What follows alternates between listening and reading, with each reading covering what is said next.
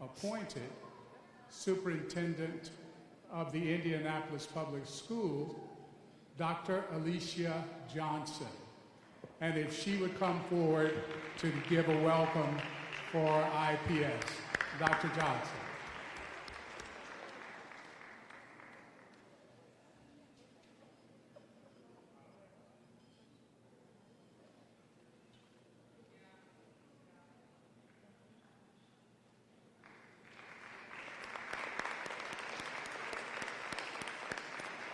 Thank you for having us in this wonderful auditorium. Well, you're very welcome. Good evening, everyone. Mr. Bright put me a little bit on the spot. I was here as a constituent this evening, but that's okay. I welcome you to Arsenal Technical High School, one of our most historic high schools in Indianapolis Public Schools District. We are honored to be hosting the mayoral candidates tonight. I will not I will echo what Mr. Bright talked about and the importance of all of us being really engaged civically in all the issues that affect us. In IPS, we know there's work to do when we look at the results of our Black students particularly and where they achieve compared to our white students. And so one of the things that we're very focused on is addressing that disparity head on through our racial equity work that we're doing in the district. So I'm very interested to hear from the candidates this evening on how our whole city can wrap around all the areas that we know disproportionately impact our students of color. So I welcome you this evening. I invite you to stay engaged not only in Indianapolis, but in Indianapolis Public Schools because we're very excited about the future that lies ahead for us. Thank you.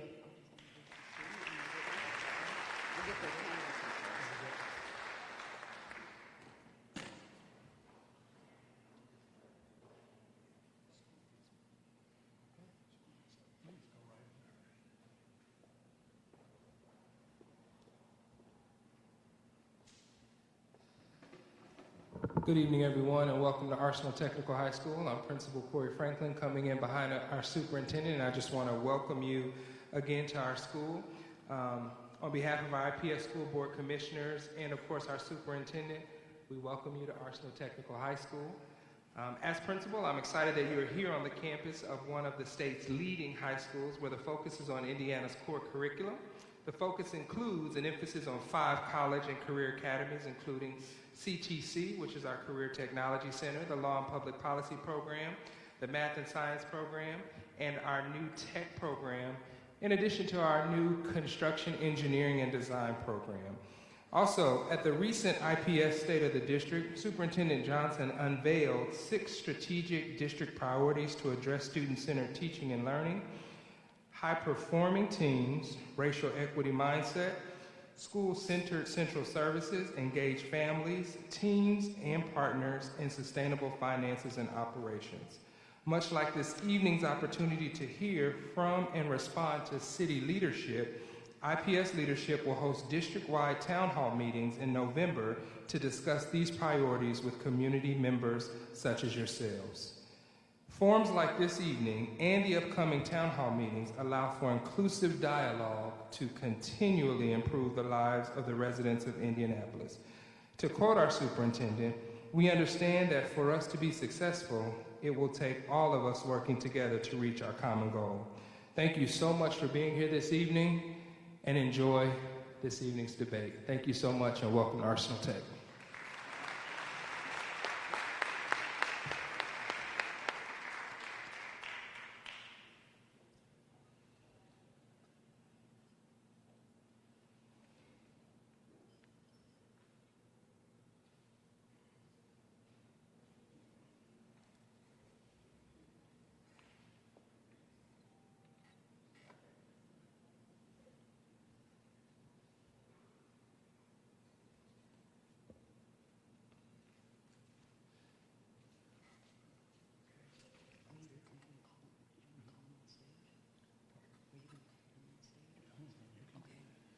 Okay, our candidates are here and are now welcome to take the stage.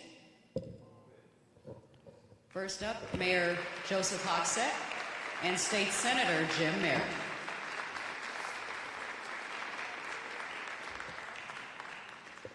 Gentlemen, welcome, and just give me a nod when you're ready. Okay, you ready? Okay. Our first question of the evening will come from Arsenal Technical High School student Mason Moore. Mason?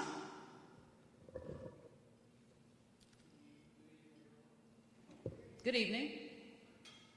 How does each of you plan to support grades K through 12 education and the overall improvement of instructional resources and opportunities for students? And if you could, can you please include ways both students and teachers can benefit, especially in the most impact and diverse districts?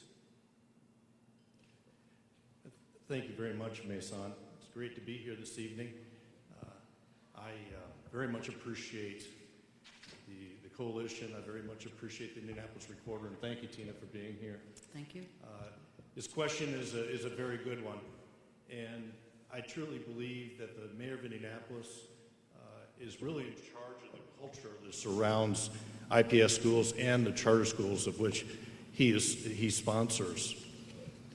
Several months ago, I dropped by to see Ms. Johnson, and it was great that she's here this evening, and put my hand out and offered my partnership to her and to the corporation to work with her to have quality schools, high-performing schools. I think that's very, very important. If you've taken the time to look at my black agenda, one of the items in that is the termination of the zero tolerance policy.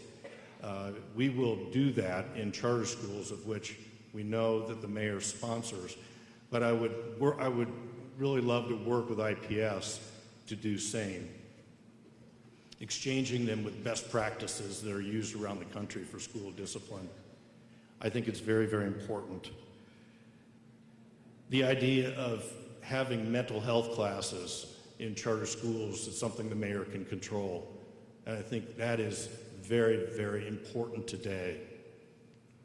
Maybe some of you know the Indy Mentoring Network. My friends Bawana Clements and Kareem Hines, they do an outstanding job of mentoring children, and I don't hope it will happen in charter schools, and I would suggest strongly working with IPS to do so. I appreciate the question Ms. On came with. Thank you very much. Mayor Hogsett. Well, I too want to thank everyone for coming out this evening. Thanks to Dr. Johnson and to the Indianapolis Public Schools. Thanks to Arsenal Tech for hosting us. Let me dive directly into the question that has been offered by Mason. How can we impact fundamentally K through 12 education? Well, the mayor of Indianapolis, in no small measure, must partner with all 11, that's right, 11 public school corporations throughout the community, and particularly that public school corporation that bears our city's name, the Indianapolis Public Schools. And that is what I've tried to do, partner with all 11 public school corporations. As far as impacting K through 12 education, two thoughts come immediately to my mind that are as important, if not more important than any others. First, I want to be an advocate for increased teacher compensation and teacher pay. And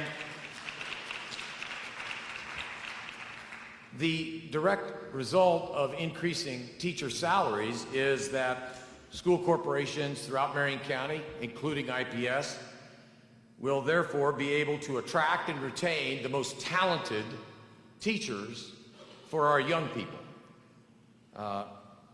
It is the best way I know to really provide a quality, meaningful K through 12 experience, to have well-paid teachers performing at great levels on behalf of the kids and helping educate the future of Indianapolis. The second thing, besides increasing teacher pay, I would and will continue to fight for a more equitable school funding formula, which would increase funding for urban school districts that have been disproportionately left out of the school funding formula. So more pay for teachers to attract and retain better talented teachers, and more funding generally for urban school districts, including IPS and, frankly, all of the districts that make up the 11 school corporations in Marion County. Okay. Gentlemen, the coalition has outlined 5 basic areas that they would like to focus the questions on this evening. And those areas are economic and black business development and inclusion, education, affordable housing, food insecurity, and community violence and police reform. By virtue of a coin flip, Senator Merritt, you will get the first question. And pretty much along the lines of what we were discussing, given the challenges that black and brown students face in Marion County schools across the county, will you convene those 11 superintendents regularly to discuss ways that the city can positively impact education disparities for black and brown students? Thank you, Tina. Education is incredibly important in Indianapolis charter schools and as the mayor said, all 11 townships. Every child ought to have access to a high-performing, high-quality school with great teachers in their neighborhood. There's something that in the last 10 months that I've heard over and over and over again in my journey throughout Marion County is the racial achievement gap, white kids versus black kids. And it's not fair. It is not fair. Homelessness, hunger, poverty. How can a student go to school hungry and be expected to perform? I would use the bully pulpit of the mayor's office to put a bright spotlight on these issues, and I think it's very important that we do so. I also believe that charter schools need classes, as I said to Mason's question, in mental health and mentoring. So very, very valuable. And when it comes to charter schools, I've heard a lot in my journey regarding the possibly oversaturation of charter schools. If we're going to have a new charter school in Marion County, there has to be a robust, rigorous, incredible vetting, and that school has to go to a place unserved. We all know that Lighthouse High School closed in May, and the Far East Side was left without a high school. That can't happen again. And I think it's very, very important. And Mayor Hogsett is in charge of, is a sponsor of charter schools. And that charter school, Marion High School, closed on July 31st, 5 days before school started, and threw students and parents and teachers and principals into chaos. That will not happen in a Merritt administration. We will have transition. We will be understanding exactly what is happening with these students. And just one more aside when we're talking about Lighthouse High School. There's a junior that attended that school last year, and he or she graduated. Where's he going to go for his senior year? He's 18. He just might drop out. He just might drop out. So it's imperative that we have a pathway for each child in a time frame that is reasonable for parents should a school decide to close. And I will be the sponsor, so we will be right there, sleeves rolled up and working. Mayor Hogsett, I'm going to read the question again. Given the challenges black and brown students face in Marion County schools across the county, will you convene superintendents regularly to discuss ways that the city can positively impact education disparities for black and brown students? Well, thank you for the question again, Tina. I did. In fact, one of the very first meetings that took place in the office of the mayor back in January of 2016 was a meeting between all the school superintendents of the public school corporations in Marion County and the office of the mayor. It was a productive meeting. It's one that I have, on an ad hoc basis, continued to attend. And frankly, I have found those times quite beneficial. They meet monthly, at least nearly monthly, and there is much discussion about the issues that public school corporations in particular face, because there's 11 of them and just one of me, so we end up largely talking about their agendas. But whether it's discipline, policies, suspensions, the so-called school-to-prison pipeline, whether it's curriculum issues that they're facing, whether it's funding, like I mentioned, the funding formulas that they are enduring, or whether it's just the working relationship between the public schools themselves and the mayoral-sponsored charter schools. So the answer, Tina, is check. Already have done it. It was one of the first things that I prioritized. Have continued to attend on an ad hoc basis. I intend to continue attending as often as they'd have me, and in so doing, move education, public education in Indianapolis forward for all students. Okay, let's move on to community violence and police reform. Senator Merritt, according to the Violence Policy Center, Indiana has been in the top 10 for black homicides for over a decade. In 2018, there were 103 black male homicides of the 159 homicides that occurred. What does your administration plan to do about addressing the specific issue of black male homicides in Indianapolis? Well, community violence is something that it is job number one for the mayor of Indianapolis. It's obvious we have a problem in Indianapolis, almost an epidemic of murder. We had 159 homicides last year, records of previous 2 years.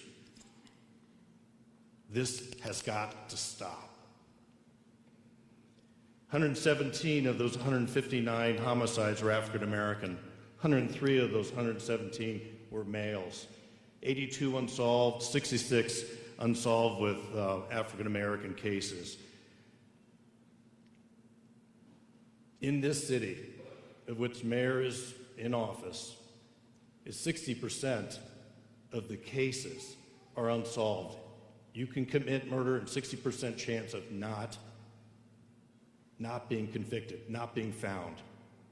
When you wake up in the morning and you listen to the news and there's murder the night before, 75% chance, overwhelming chance, that it's going to be an African American who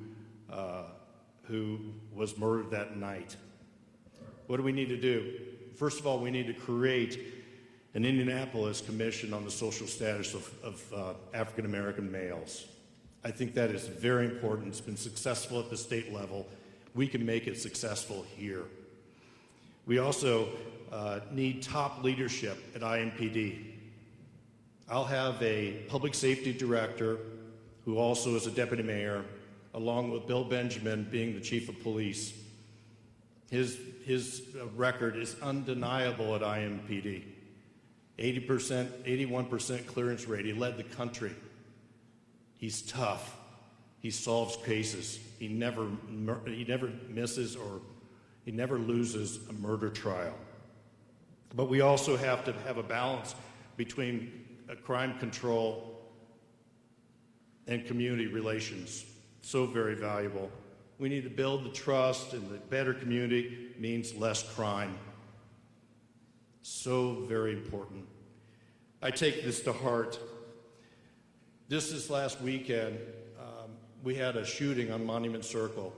So on Saturday night, Sunday night, I decided I was going to take some time and walk around the circle and see what was going on. The Houston Texans fans were in town, met some people from Nebraska, met some people from Las Vegas. Did not see a police officer walking around. Not one. But we'd had a shooting the night before. We understand police officers can be a deterrent, and a pretty darn good one. Another problem, the lights, half the lights on the circle were out. Half the lights on the circle were out. And the mayor, in his last campaign, rightfully so, made a big deal about street lamps. Half the lights on Monument Circle were out. All the lights between 38th and 42nd Street for 6 months were out because some Hawks administration, Indigo, snafu, putting the Indigo line in. So very important. We have a shooting. 6 people shot, downtown Indianapolis. The camera is busted. It's broken on the street pole, so we can't record what happened that night. Many things have to go in to keeping us safe. Okay, Senator Merritt, that's your answer. Mayor Hogsett, and before you answer, Mayor, a reminder of Mr. Bright's admonition, please, no applause from the audience after questions or before questions. If you could hold everything until at the very end, we'd really appreciate it and move things along a little quicker. Mayor? Okay. Tina, thank you. Let's back up a bit to make sure that the story is accurate. Homicides have gone up in Indianapolis, unfortunately, every year since 2012. In fact, when I served as the United States Attorney in the years 2012 to 2013, we experienced a 30% increase in the number of homicides in the city of Indianapolis. Sad but true. The following year, homicides increased by 15%. That's while I served as the United States Attorney, and that's just the unfortunate truth about homicides in Indianapolis. It's certainly not something that just began 3 years ago. And Senator, I just simply say that at any time, and you can feel free to check with our downtown commander, in the Mile Square on an evening like the one that you described, there are at least 40 officers in that Mile Square at any one particular time. So maybe you're just not looking in the right places. They're everywhere. In fact, in that tragic circumstance several weeks ago where gunshot disrupted an otherwise peaceful evening between two groups of young men who were in disagreement with one another, officers were on site before 911 was even called. There were officers already responding. So those are just the facts. Let me answer the question, though. And it had nothing to do with streetlights, and it had nothing to do with many of the other things that have been discussed. The most important and profound way that you can affect and reduce black victims of homicides is to reduce homicides. And that's precisely what we're about the business of doing.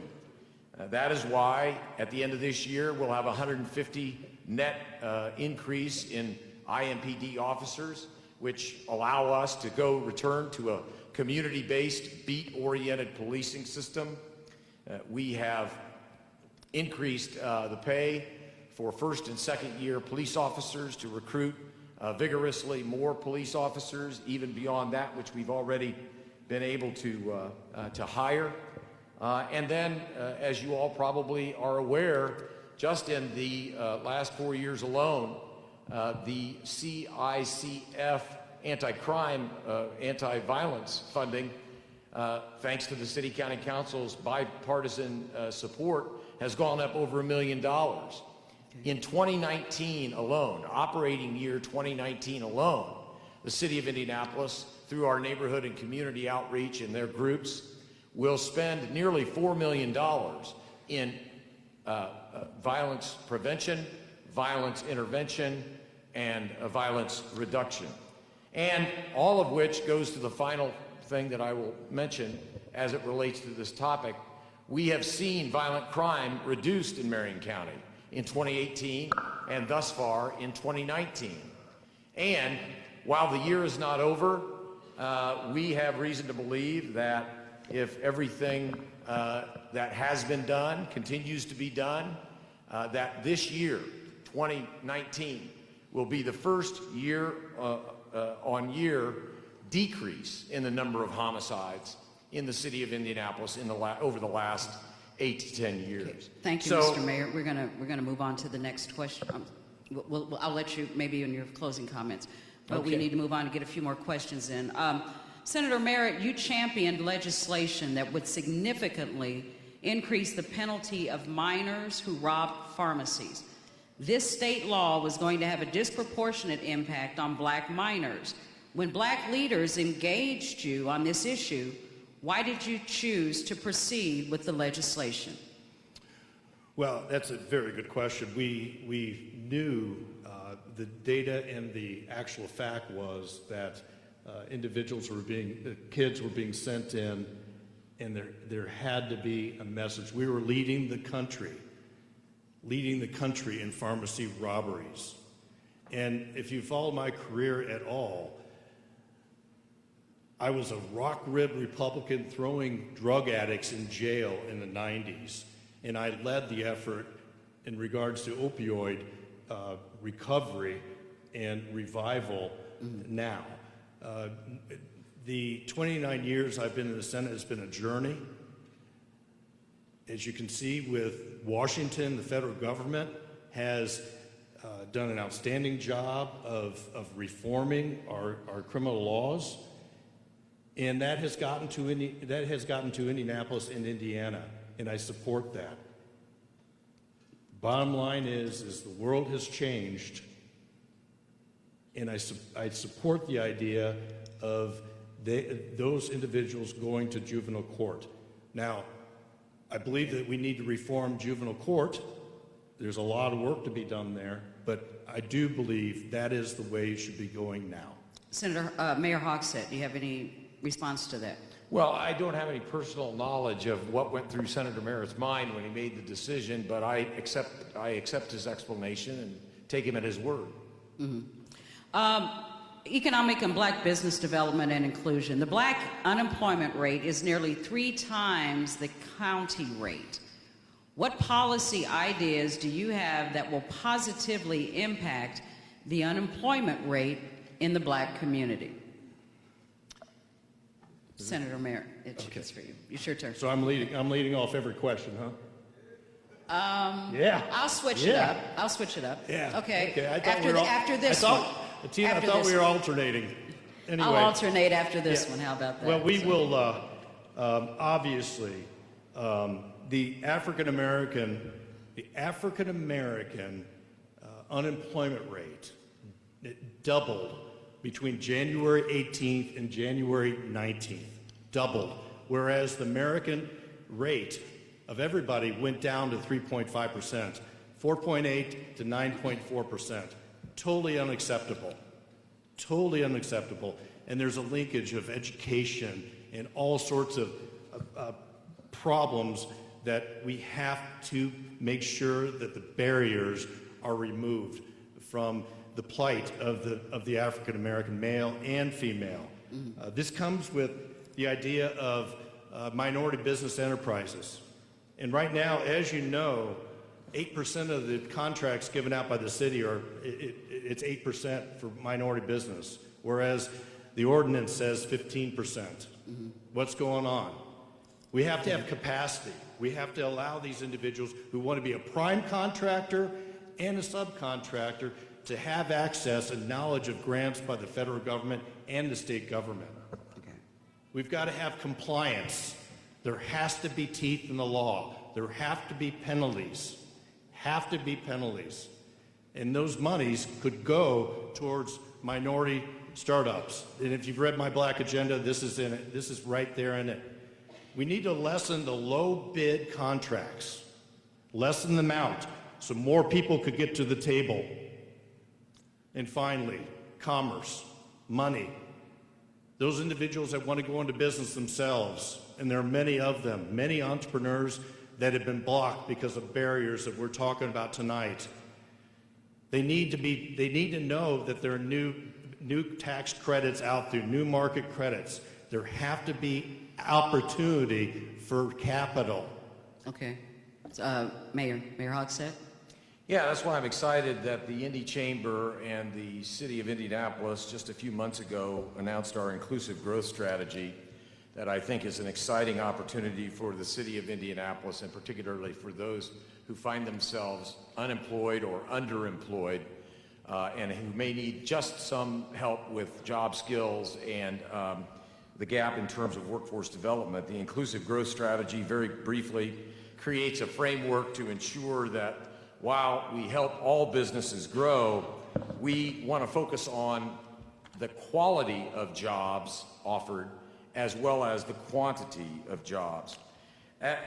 Equally so is the launching of our Indy Achieves program just this past fall, which will provide millions in scholarships and grants to low-income students attending Ivy Tech and IUPUI, and that will help ensure that more of our residents are prepared for the jobs of the 21st century. 62% of all jobs in Indianapolis now require something beyond a high school diploma, and less than half of the residents of our city have that. And I'm most proud, and in final comment, I'm most proud of the Indy Achieves completion grants efforts, which we as a city lifted that idea from Georgia State University. And these completion grants keep our young people in school, completing their degrees. And if Georgia State is the paradigm, and I believe it is, they have experienced an elimination of racial disparity in all post-secondary achievement at their institution of higher learning. That's the kind of experience that I hope Indy Achieves will allow us to see here in the city of Indianapolis. Okay, thank you, Mayor. Would want to remind both candidates to address either the audience or to me and not each other, according to the rules of the coalition. Mayor Hogsett, does Indianapolis have a gentrification problem, and if so, what do you plan to do about it? Well, in some neighborhoods, yes, and here is what we're doing about it. First of all, the mantra of the Department of Metropolitan Development and the investments that we make, whether that be through federal dollars or local dollars, is development, not displacement. Any development that includes city funding must include affordable housing. And I'm proud to say that we have supported the work being done at the State House in support of the legislation offered by Representatives Pryor and Shackelford to cap property tax growth in rapidly gentrifying neighborhoods. Now, frankly, that legislation has not gone very far because they are outnumbered. But we certainly support that here in Indianapolis as a tool. And then it goes without saying that we will continue to lobby the General Assembly for a Tenants' Bill of Rights. Senator Eddie Melton's Senate Bill 524 in just this last session goes a long way toward making sure that people have the opportunity to either buy or rent from responsible landlords.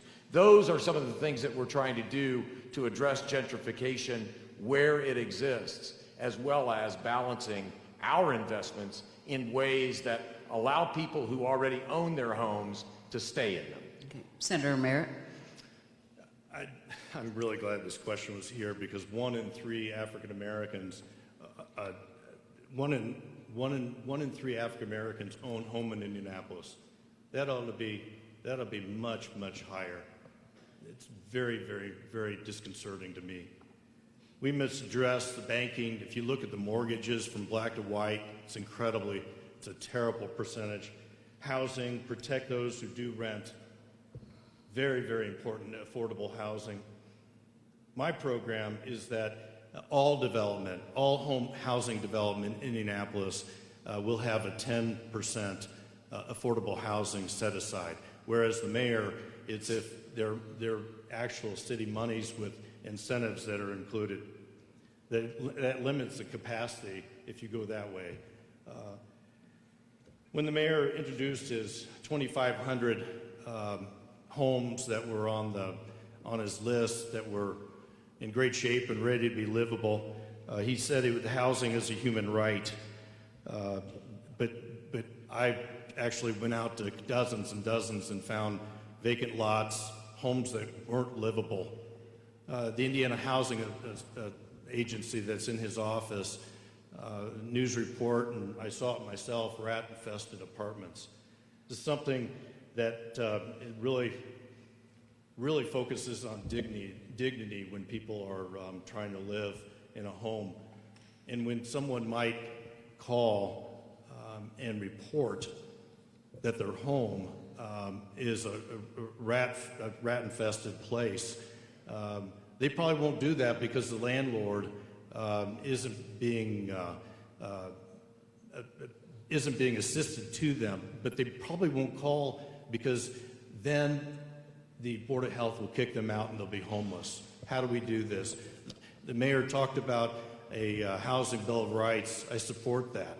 The idea of having a longer notice period, a paper lease, and making sure that landlords fix and repair problems in homes. I think it's very, very important. But the bottom line here is we have a long way to go on affordable housing, and when it comes to housing in Indianapolis, when I'm mayor, there will be 10% of all housing as a set-aside for affordable housing. So, moving on now to food insecurity. Mayor Hogsett, what is your long-term plan to address food insecurity and food access in Marion County? Yeah, the 2020 budget that was passed 22-2 last week funds a long-term commitment to address how food issues in Marion County are being addressed, and includes initial seed money for food-focused grants. We've worked at the city to ensure that financial resources and tools are available, such as low-interest loans, grants, tax credits. We identify programs that are in need to support and deploy resources that help get food to people and people to food. We established a food policy program coordinator position in 2016. We've developed a number of creative 21st century ideas that will empower our neighborhoods and communities to better address in concert with the city the needs that they have. And I conclude, Tina, by saying while we continue as a city to work with brick and mortar grocery stores and supermarkets, perhaps the most notable of those accomplishments, the Save-A-Lot up at the Meadows, and then the opening of Cleo's Bodega over on MLK. I want to make sure that I'm being as candid as I can be on this issue of food insecurity. We will not solve a problem with 20th century grocery stores and supermarkets if we're not embracing 21st century solutions. So while we'll continue to work on supermarkets and grocery stores, that is a decidedly 20th century application.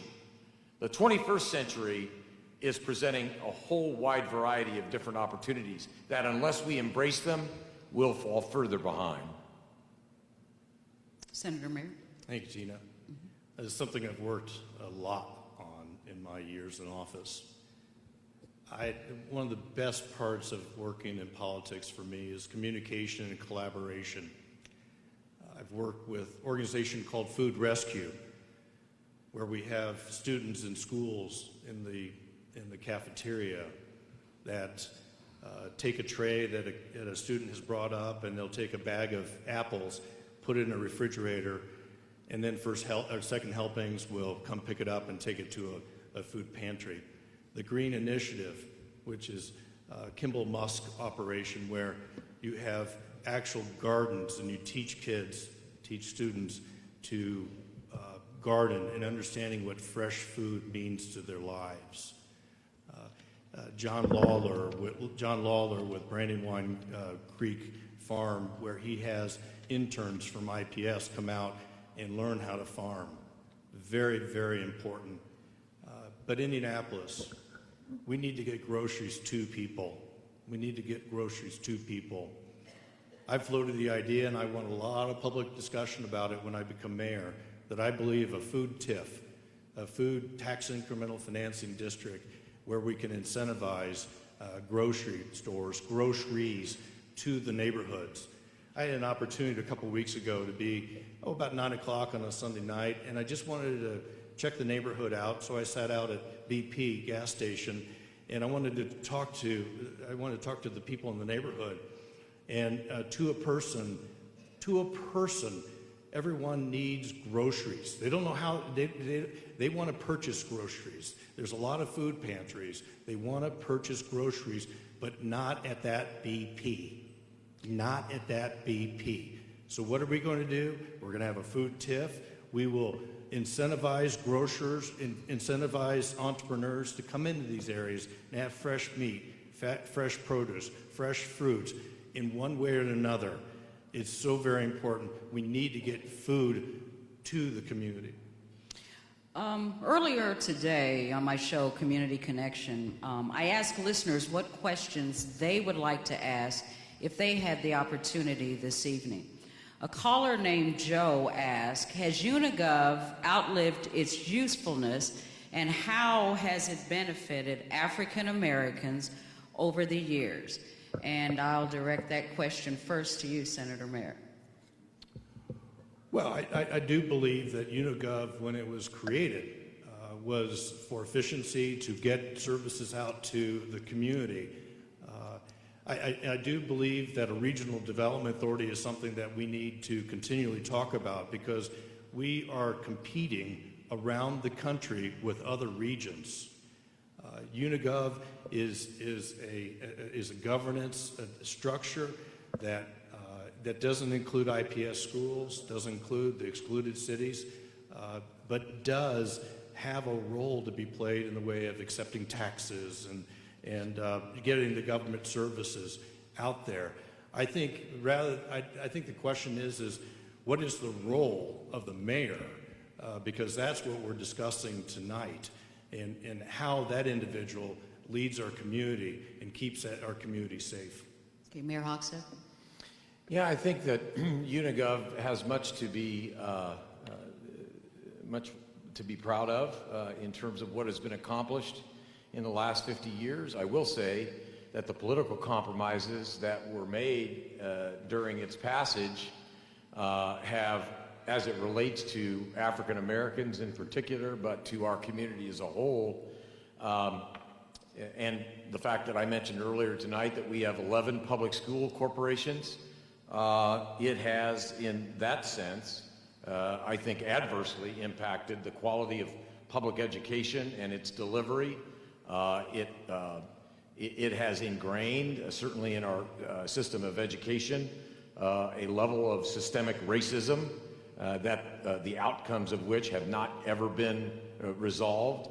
So while I don't want to throw Unigov under the bus, because I think it's really been profoundly helpful in economic development and the like for our community, in many respects, we remain a divided city because of Unigov. One of the other things that the coalition did, they asked for questions from the community. Some of these questions have been formulated by the coalition. Some of them were given by the community. And one of the community questions to the coalition was, what is being done to address guns on the street? Just guns in particular. Mayor. Yeah, I will tell you, Tina, one of the most frustrating things about being the mayor is having absolutely no ability to profoundly impact the proliferation of guns, particularly those in the hands of young people who have no business doing that. Now, why is that? Because people ask me all the time, why aren't you and the city county council doing something about it? Well, the truth is we're prohibited from doing anything about it by the Indiana General Assembly. It's called preemption.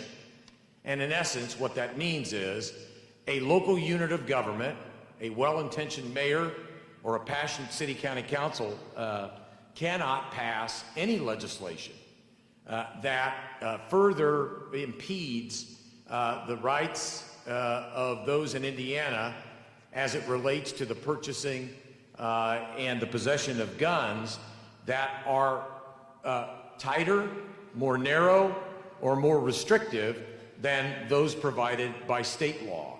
So while we could, I guess, as a matter of conscience and as a matter, I suppose, of sending a message, pass a law of that nature, it would probably not fare very well in a court of law if challenged because of the state's preemption of any kind of gun-related legislation at the local level. Senator Merritt, you were in the legislature for 29 years. Your answer to that? Well, as mayor of Indianapolis, I think it's important that relationships in the community mean everything. I'll have office hours. I'll have mayor's night out. We will have data collection meetings. I think it's very important that we have an office of community engagement. We need to know what is going on in our community, and I will be there with my sleeves rolled up. It's so very important to know what's going on out there so there can be conflict resolution. Who has a gun? Who doesn't have a gun?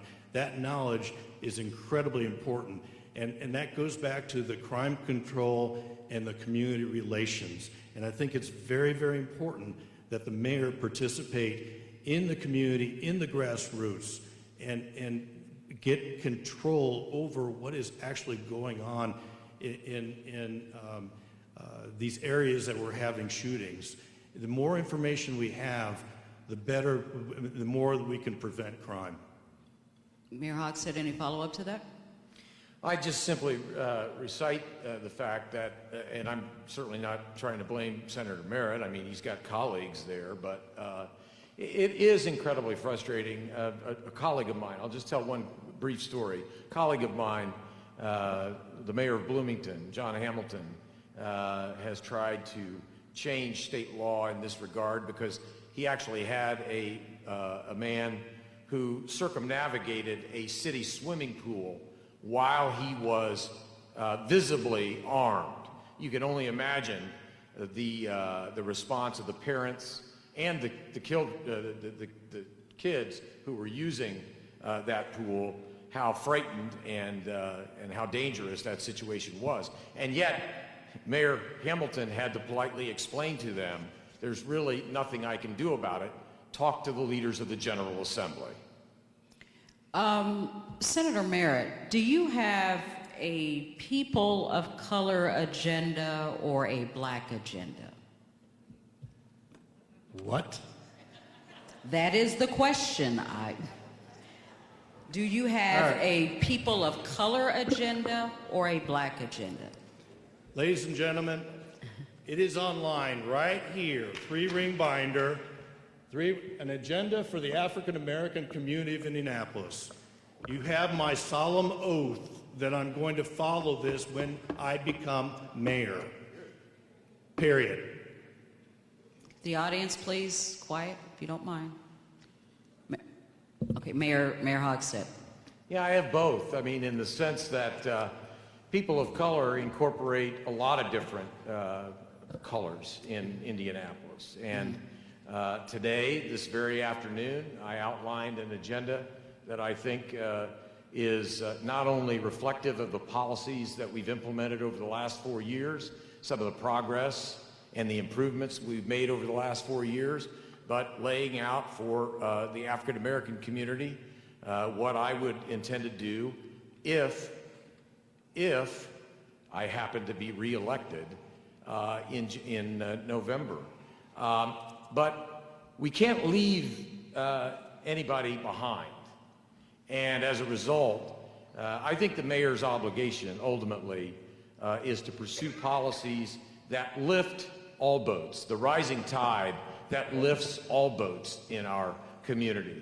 And while I think particular issues affect different people different ways, which is something the mayor always has to keep in mind, I think the mayor ought to be pursuing policies that lift up all of Indianapolis. That's the kind of mayor I've tried to be. That's the kind of mayor I would continue to be if I'm given the opportunity.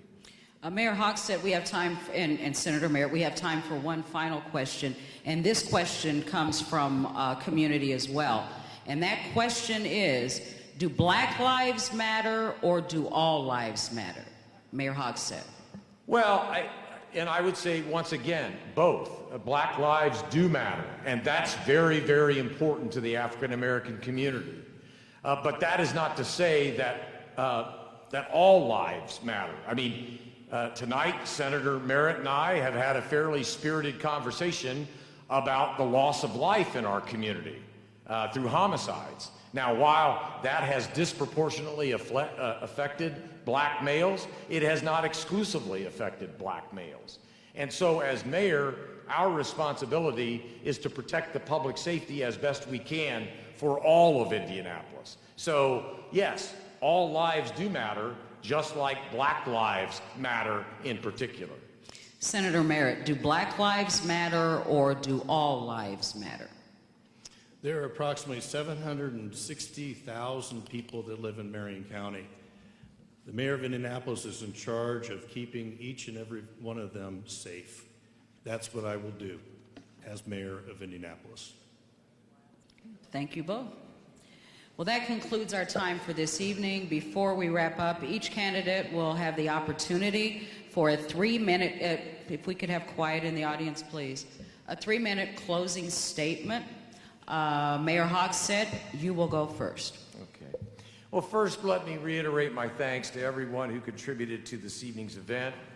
Certainly my thanks to the African American Coalition of Indianapolis, as well as you, Tina, for your moderation of tonight's conversation and for your facilitation of our discussion.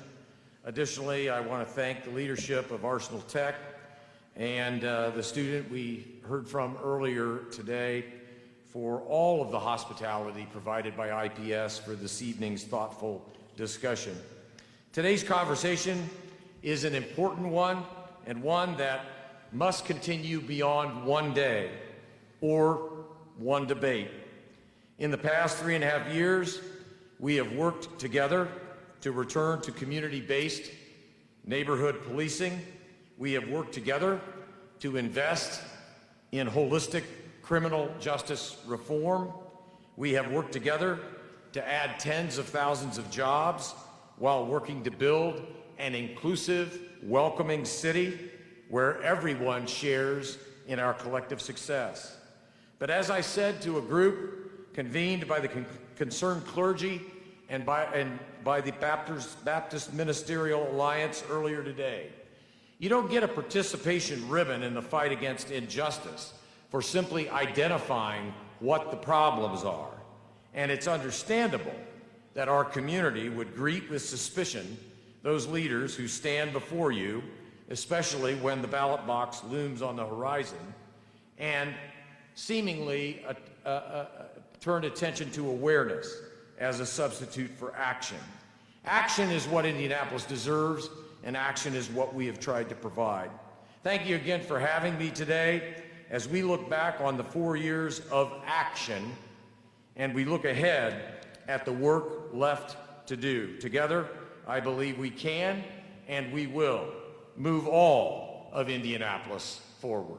Thank you very much. Thank you, Mr. Again, please, could you hold your applause, please, till the end of the program. Senator Merritt. Thank you, Tina. Thank you to everyone that the mayor mentioned that made this possible. It's, I think we got some things out on the carpet. We have a lot of work to do in Indianapolis. Indianapolis is struggling. But I will be, in fact, if you'd like to talk to me about it, I'll be over in the cafeteria. I think it's very important when you think about who you want to serve as your next mayor.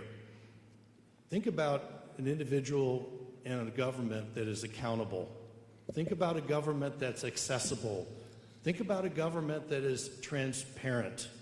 That's what we want in our government. That's what we want in our mayor.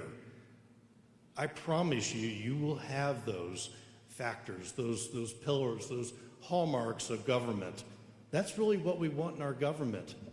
And I'll keep you safe. I will keep you safe because the mayor of Indianapolis, that's his #1 job. And I very much appreciate seeing you all here this evening. Thank you very much. Thank you, gentlemen. You both went under your 3 minutes. That's amazing. That's great. Thank you so very much. We're now going to bring Mr. Willis Bright, Chair of the African American Coalition of Indianapolis, to provide a few closing comments. Thanks to everyone. Thank you, audience. Thank you, African American Coalition. You may please applaud and thank the candidates for coming.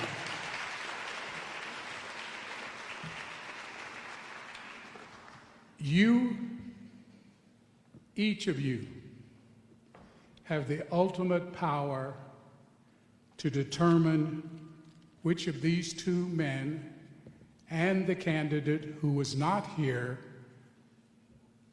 who we've called and apologized for not inviting him and have made arrangements to have his views presented. But you will be the ones who will determine who will be the next mayor. You will leave here tonight. Hopefully you'll go talk to your family, your friends, your acquaintances, people at work, your church members, your network on Facebook and others, and tell them what you heard, and tell them who should be the mayor that will best represent the concerns and seems to have solutions that will best address the multiple issues and concerns that we have. It is irresponsible for us, in light of the history of our people, for people not to register and not to vote. Anyone that you know that is not doing that, you should have little time to deal with them because they're not for us. So please, take this information. Know that AACI, its member organizations, are nonpartisan. We will not endorse any candidate. We will not favor any candidate because for many of our member organizations, it would be illegal for them to do so. So it is up to you, each one of us individually and collectively, to go let people know who should be our next mayor. We started this program with something from our past, from a cultural perspective, list every voice.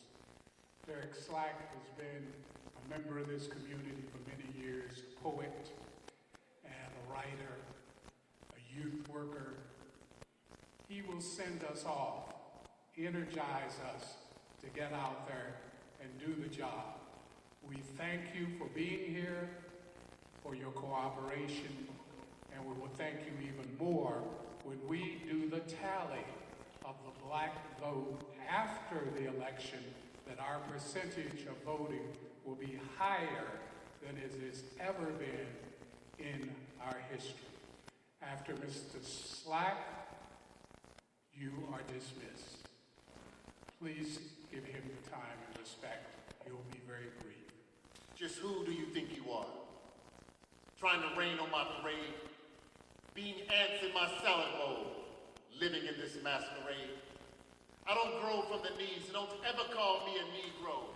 I expand from my mind and from my thoughts is where I grow.